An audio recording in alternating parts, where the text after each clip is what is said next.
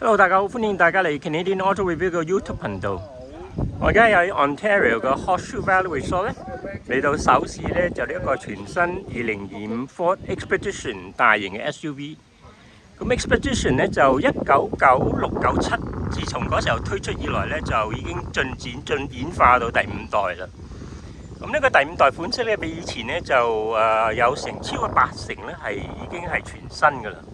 咁啊包括全新個內籠啊，就好多功能設施啊，嗰個 suspension 啊，咁佢 engine 咧就係應該都係同一個引擎，就係3.5 litre 嘅 V6， 咁啊係twin turbo 啦，咁啊佢有2個馬力啦，基本嗰個咧400匹，咁啊再勁嗰個咧就係444匹，咁啊扭力咧由407 pound-feet 咧去到501度啦。我哋睇下佢嗰個內籠啦。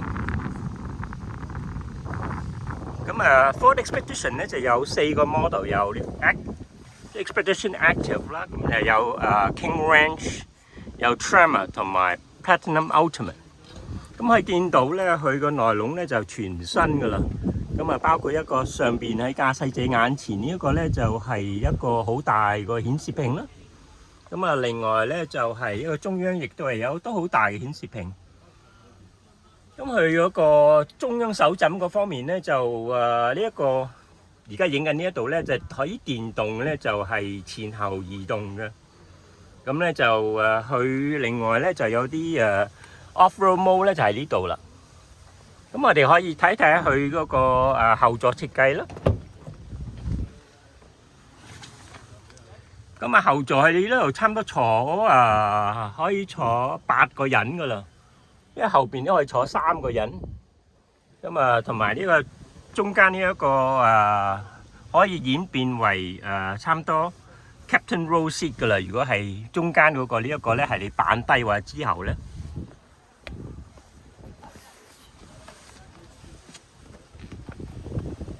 好啦，我哋睇下佢嗰個tailgate 啦。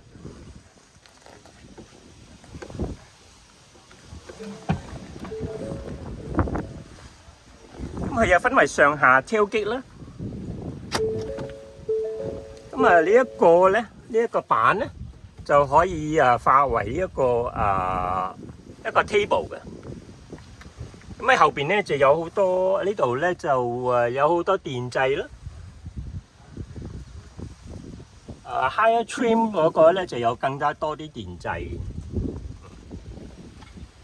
咁加拿大售價咧就係由呢一個82000幾開始。咁佢已經咧就喺加拿大咧就推出咗2-3個月㗎啦。好，歡迎大家收睇。我會有一篇更詳細嘅試車報告會喺Canadian Auto Review。OK，thank you，拜拜。